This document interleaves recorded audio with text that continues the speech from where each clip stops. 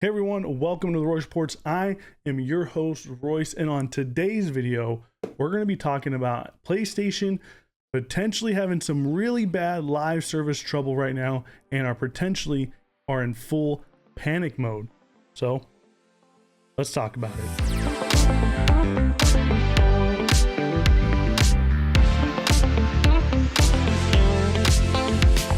If you like everything Xbox, you like talking about games a little bit too much, be sure to hit that subscribe button and let's just get into it, right? Which is PlayStation and their live service chase. And it doesn't look like it's going very well for them. So I'm just going to talk about Concord first and then lead into all the stuff that's been going on at Bungie. But if you don't know, Concord is their newest live service attempt. It's sort of a hero shooter that's already in a saturated market full of hero shooters, and they thought that this is the next thing and that they were really wanting to go all in on this. Concord, if you don't know, didn't do very well during its beta. I think at the highest peak count of its open beta, meaning able to play on PC and PlayStation, they ended up getting 2,300 players.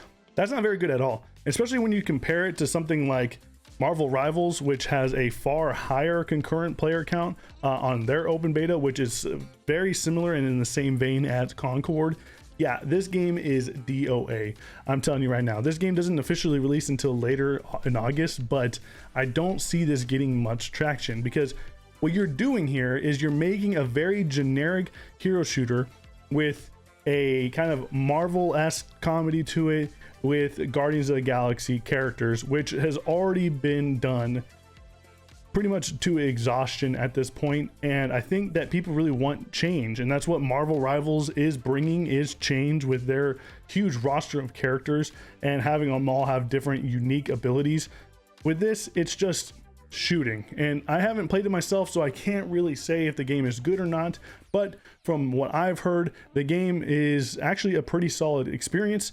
But a lot of people do have little gripes here and there, little nitpicks, but it doesn't really matter because in this day and age, if you're going to try to get into the live service market, you need to stand out. You can't just be good, you need to be great or amazing, and I feel like this game is neither of those things, and that's the problem. The real issue at hand here is actually Sony thinking that this team was worthy of being purchased. I don't understand why they made that decision. It doesn't make sense. Sony is usually someone who keeps the acquisitions that they have close to their chest, and they can't do it like how Microsoft does it. Microsoft is able to go and spend millions and billions of dollars on acquisitions on teams they haven't worked with before because they have the money to do that. They can make those mistakes. If a studio ends up flopping and they shut them down, Microsoft doesn't really care too much. Sony, on the other hand, doesn't have the same capital, so they can't make mistakes like that. And mistakes like that for a company the size of Sony are a lot harder hitting than for someone like Microsoft. So what did they see in Concord that they said, let's make it exclusive and let's purchase the team behind it? I'm not really sure because I haven't seen it yet. I don't think a lot of other people have seen it either, but this goes and shows that PlayStation doesn't really know what is really hip and happening in live service. And they've always struggled with this, even going back to the PlayStation 2 and 3 days. PlayStation has actually attempted to have multiplayer service games like with Killzone and Resistance and Uncharted and SOCOM and all these other games, and none of them really stuck. The only games that they have that are actually doing numbers in multiplayer anymore is MLB The Show and GT7.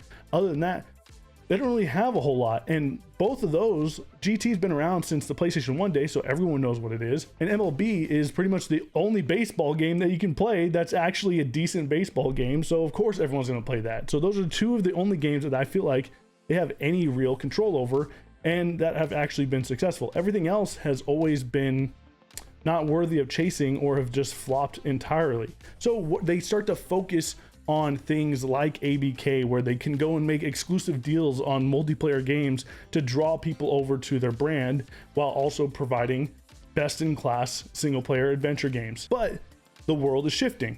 Single-player adventure games aren't really the things that's making people money. It's actually live service. And so every company is chasing after this. When you look at other brands like Microsoft, it's actually surprising how many live service games they have that are actually being updated constantly, right? You have Halo, Gears of War, Forza Motorsport, Forza Horizon, you have Sea of Thieves and Grounded and Age of Mythology and the Age of series, as well as Flight Simulator. They ended up acquiring Bethesda, so they also got Fallout 76 and Elder Scrolls, and then they also acquired ABK, so in turn they ended up getting Call of Duty, Overwatch, World of Warcraft, Diablo, Hearthstone, and Candy Crush, along with many, many more. And they are all handling this pretty well, in my opinion. And I think that a lot of companies are chasing that. That's what they want. And PlayStation is no different, which is why they decided to purchase Bungie in the first place, because they needed someone with an expertise in multiplayer to help them understand what is necessary in going forward and producing a live service game that's going to last forever. So how did that end up for them? Well, Bungie has laid off 220 employees, and this is coming off of the last season's layoffs as well. Layoffs after layoffs after layoffs are occurring in the industry right now, and Bungie is at the helm of some of these. With the amount of people that they've let go from Bungie and the amount of shakeups that have happened at the company itself, including two of the most important leaders, Luke Smith and Mark Noseworthy, they are gone. They left by their own accord. They didn't actually get fired, but they just didn't want to be at Bungie anymore.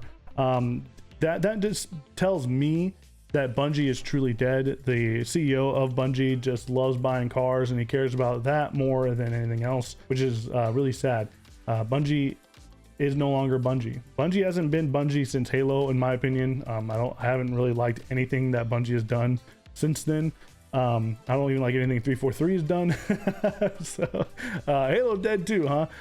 But no, this is truly the end of Bungie. But the reason why they bought Bungie was because of how well they handled Destiny 2, at least for the most part. Bungie has been in the multiplayer live service environment ever since Halo back with Microsoft. So they, out of all people, should probably know how to run a company, you would assume. But for some reason, every time Bungie has been underneath a developer, they've always tried to get themselves away from them.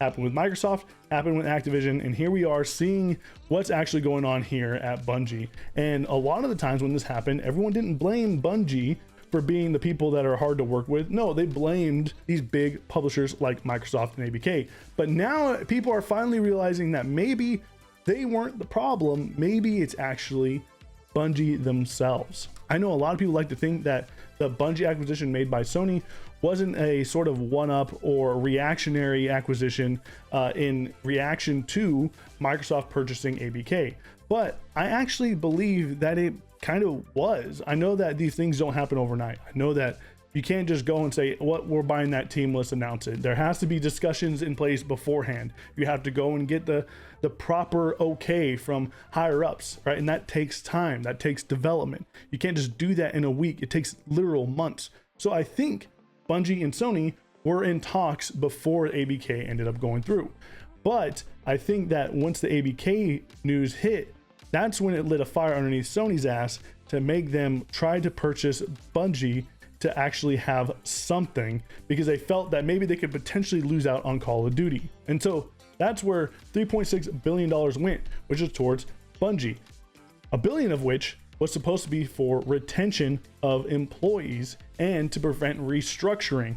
Well, that obviously was a waste of money, because that's happening currently right now. I think that Bungie really did do a great job at selling themselves to Sony and make it look as if they were a lot better than they actually were. But in my opinion, I think what actually happened was that Bungie is bleeding money, that the amount of money it costs for them to run as a business is too high. And that's why they started to look for other people to purchase them. And that Sony happened to step into the ring at the wrong time, and they actually ended up using ABK to their advantage. And that's how they got bought by Sony. Bungie really did a number on Sony big time. Not only did they waste $3.6 billion on Bungie, but you also have to realize that Bungie is probably operating in the red. So you paid $3.6 billion for them, and on top of that, you're continuing to pay for them to operate. Meanwhile, they're not really bringing in as much dough as they were actually hoping for. But because they're experts at multiplayer, well, at least you could use their expertise and help PlayStation out with some multiplayer elements. So Bungie goes and gives some notes to Naughty Dog about Last of Us Factions, and what ends up happening? Last of Us Factions ends up getting canceled by Sony completely, wasting millions of dollars in investments and creating this live service game that actually seemed pretty unique, but gone. It's no longer going to come out, and that was because Bungie decided to give some notes over to Sony and Naughty Dog, and they decided to move away from that. But for some reason, they didn't get Bungie to tell them if Concord was going to be a game that they should probably focus on or maybe cancel at some point. Nope, they just let Concord do its own thing with Firesprite at the helm, and it only gets worse from here. Destiny 2 has now confirmed that they are winding down and that they're not going to do any more expansions at all, and they'll do updates here and there, but that's about it. The Destiny spin-off game that was titled Project Payback has been officially canceled and is no longer going to see the light of day, and now they're focusing solely on Marathon. You know, Marathon, the 25-year-old plus IP that no one was ever asking for. That one's making a comeback. I see a lot of people on Twitter trying to spin this in a good way, saying like, oh, finally PlayStation has full control of Bungie and can steer them in the right direction. But that's the problem, is that Sony doesn't know what the right direction is when it comes down to multiplayer, which is why they hired and bought Bungie in the first place, was so that way they could be the ones that steer it, while they just sit back and relax and kind of just focus on what they do best, which is single player games. But now, now they don't really have that, and now they're going to be the ones trying to course correct Bungie for themselves, which is just an odd change of events. It's crazy to look at all this and see that when they bought Bungie, they said that Bungie is going to be something that's a lot more valuable to them than what ABK is to Microsoft. But in the long run, we've seen that ABK has actually helped Microsoft with all of their current endeavors with Microsoft Gaming and Xbox, and have actually bumped their numbers up, whereas this for Sony has only been a huge headache and is pretty much costing them billions of dollars. We've also heard that Sony's actually going to be shifting back to going after their single player video games and not really focusing on multiplayer anymore, which is probably honestly a good thing. I don't think every studio underneath PlayStation needs to be a multiplayer game. We've seen it with Naughty Dog. They canceled Factions, no longer a thing, which is fine. Naughty Dog excels at single player, and we saw it with Insomniac and their Spider-Man multiplayer game that they ended up canceling as well. Like, I feel like that's very necessary for these types of studios, because being a live service studio, you have to have dedicated hundreds of developers to it. It's not something that you could just kind of let run on its own. Like, ZeniMax Online Studios is literally just there for the online element of Elder Scrolls and Fallout. Like, and they actually hire another company to come in and help with expansions and stuff, so that way Bethesda can still work on things that they want to work on and not be stuck kind of developing these forever titles, which is pretty smart. And I think that's something that Sony should probably look into if they really want to grow, because right now they're in a panic mode, and this is actually something that can make or break companies. Now, I think that Sony is too far big to actually fail at this point, and I think that they've garnered a lot of trust from gamers that they're allowed to have these moments, whereas someone like Xbox or Nintendo or whatever, they can't really afford these things. You look at the PlayStation 5 generation in general, and it's only filled with sequels and cross-gen games and HD remakes. Like, that's all this generation has been, and PlayStation is still selling by the millions, like, and it's still doing amazingly well for itself. And yeah, people are going to be continuing to ask where the games are, but at the same time, PlayStation after generations have kind of earned that little bit of leeway, so they can really use this moment right now to help catapult themselves back to where they used to be, and maybe just focus on having other developers be the third party unit that they need and have just that be it and not really focus on live service, because so far it's not really working out for you.